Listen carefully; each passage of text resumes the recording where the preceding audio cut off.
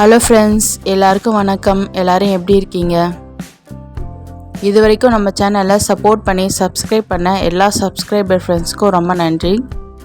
இந்த வீடியோவில் என்ன பார்க்க போகிறோன்னா, விநாயகர் சதுர்த்தி ஸ்பெஷல் கொழுக்கட்டை ரெசிபி தான் பார்க்க போகிறோம். அது விரிசல் இல்லாமல் நல்லா டேஸ்ட்டாக ஈஸியாக எப்படி செய்யலான்றது தான் பார்க்க போகிறோம். நம்ம மாவு கடையில் வாங்க போகிறதில்ல, மாவு நம்ம கடையில் வாங்க போகிறதில்ல, மிஷின்லேயும் கொடுத்து அரைக்க போகிறதில்ல, வீட்டிலே ரெடி பண்ண போகிறோம். அது எப்படி பண்ணலான்னு பார்க்கலாம். வாங்க வீடியோக்குள்ளே போகலாம். ஒரு அழகு பச்சரிசி எடுத்துக்கலாம். நான் ரேஷன் ரைஸ் தான் யூஸ் பண்ணியிருக்கேன். இதை நல்லா வாஷ் பண்ணிவிட்டு ஒரு மணி நேரம் நல்லா ஊற வச்சுக்கலாம். இப்போ கொடுக்குற ரேஷன் அரிசி நெல் கல் இதெல்லாம் எதுவுமே இல்லாமல், வண்டுலாம் எதுவுமே இல்லாமல் க்ளீனாக தாங்க இருக்குது. இது பாலிஷ் பண்ணாத அரிசி, இதை யூஸ் பண்ணிக்கலாம். நம்ம விநாயகருக்கு செய்ய போகிறோம். எள்ளு இல்லாமல் எப்படிங்க? 50 கிராம் எள்ளு எடுத்துக்கலாம். இதில் மண் கல் இதெல்லாம் இருக்கும். அதனால் நல்லா வாஷ் பண்ணி எடுத்துகிட்டு இதை நல்லா ஃபில்ட்ரு பண்ணி எடுத்துக்கலாம். விநாயகருக்கு பிடிச்சதே எள்ளு கொழுக்கட்டை தான். அதனால் நம்ம கண்டிப்பாக இது அன்னைக்கு எள்ளு சேர்த்துக்கலாம்.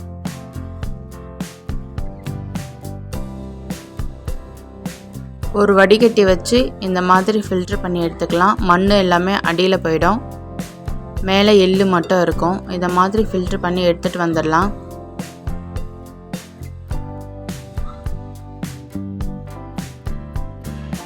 இப்போ ஒரு கடாய் வச்சுக்கலாம். 50 கிராம் வேர்க்கடலை, ஏற்கனவே வறுத்த வேர்க்கடலை தான் எடுத்திருக்கேன். அதை இருந்தாலும் நம்ம ஒரு தடவை நல்லா வறுத்து எடுத்துக்கலாம். 25 கிராம் உடைச்ச கடலை, அதையும் சேர்த்து நல்லா வறுத்துக்கலாம். இப்போ நம்ம வாஷ் பண்ணி வச்சுருந்த எள்ளு, அதையும் நல்லா வறுத்து எடுத்துக்கலாம். இதை நல்லா ஆறுனதுக்கப்புறம் ஒரு மிக்ஸி ஜாரில் சேர்த்து எள்ளு, வறுத்த வேர்க்கடலை, உடைச்ச கடலை இதையும் சேர்த்துக்கலாம். 3 ஏலக்காய் இதையும் சேர்த்துக்கலாம். அரை முடி தேங்காய் துருவி வச்சுருக்கேன், அதையும் இதோடு ஆட் பண்ணிக்கலாம். 100 கிராம் வெல்லம் நல்லா உடைச்சி வச்சுருக்கேன், அதையும் இதோடு ஆட் பண்ணிக்கலாம். இப்போ இதை நல்லா அரைச்சிட்டு வந்துடலாம். பல்ஸ் மோடில் வச்சு நல்லா அரைச்சி எடுத்துகிட்டு வந்துடலாம். இந்த மாதிரி நல்லா அரைச்சிட்டு வந்தாச்சு. இப்போ உங்ககிட்ட இருக்கிற வெல்லத்தில் கல் மண் தூசி இருக்குதுன்னு நினச்சிங்கன்னா, நீங்கள் வெல்லத்தில் தண்ணி ஊற்றி நல்லா உருகுனதுக்கப்புறம் அதை ஃபில்ட்ரு பண்ணி திரும்பவும் கடாயில் போட்டு இந்த மசாலா இது எல்லாத்தையும் நல்லா வேர்க்கடலை எள்ளு இது எல்லாத்தையும் நல்லா அரைச்சது அந்த வெல்லத்தோடு நல்லா சுண்டி வர அளவுக்கு நீங்கள் நல்லா எடுத்துக்கணும்.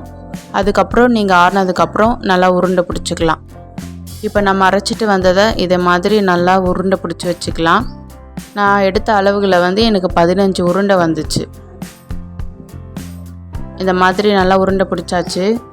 இப்போ அரிசி 1 மணி நேரம் ஊறிடுச்சு.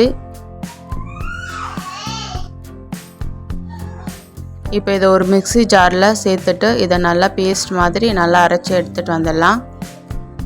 ரேஷன் அரிசி யூஸ் பண்ணுறது நல்லது.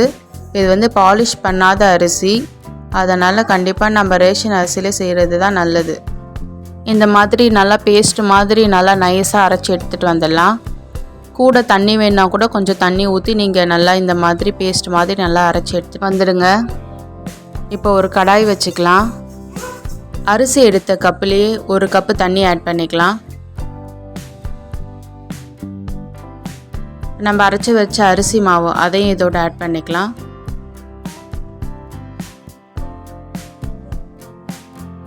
திரும்பவும் 1/2 கப்பு மிக்ஸி ஜாரில் அலசிட்டு நான் அதை ஊற்றிருக்கேன். அந்த தண்ணி இந்த அளவு ஊற்றுங்க, கரெக்டாக இருக்கும்.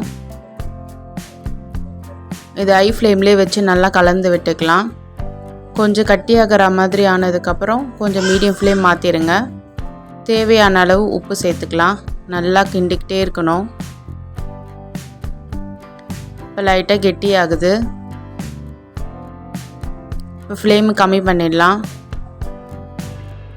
கைவிடாமல் இந்த மாதிரி நல்லா கலந்து விட்டுக்கிட்டே இருங்க.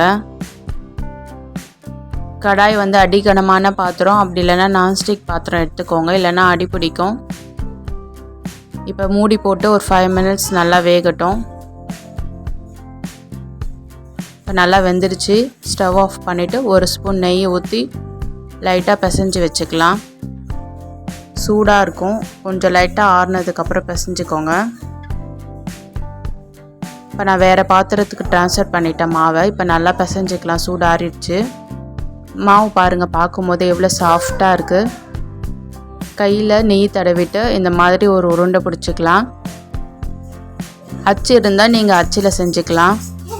அச்சில் மாவு உருண்டை பிடிச்சி நல்லா மெல்லிஸாக லேயர் நல்லா மெல்லிஸாக இருக்கிற அளவுக்கு உள்ளே நல்லா அழுத்தி விட்டுக்கிட்டு நம்ம உள்ளே பூர்ணம் செஞ்சு வச்சதை உள்ளே வச்சு நல்லா அழுத்தி விட்டுக்கலாம். மேலே மாவு போட்டு நல்லா மூடி நல்லா அழுத்தி விட்டுக்கலாம். மோல்டிலையும் நெய் தடவி இருக்கணும், கையிலையும் நெய் தடவி இருக்கணும், இல்லைன்னா கையில் ஒட்டிக்கும். பாருங்கள் எவ்வளோ அழகாக ஷேப் வந்துடுச்சு.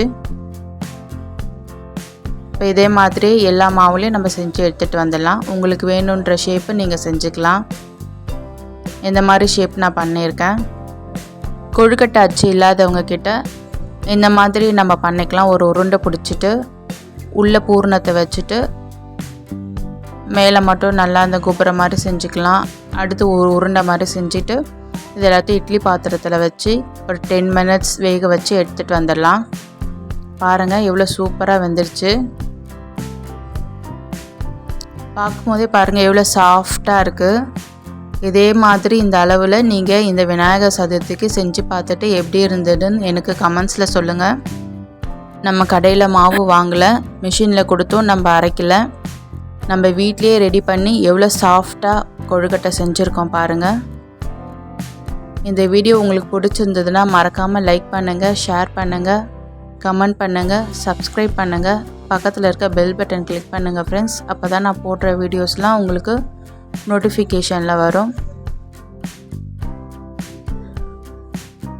பாய் ஃப்ரெண்ட்ஸ், நாளைக்கு இன்னொரு வீடியோவில் பார்க்கலாம்.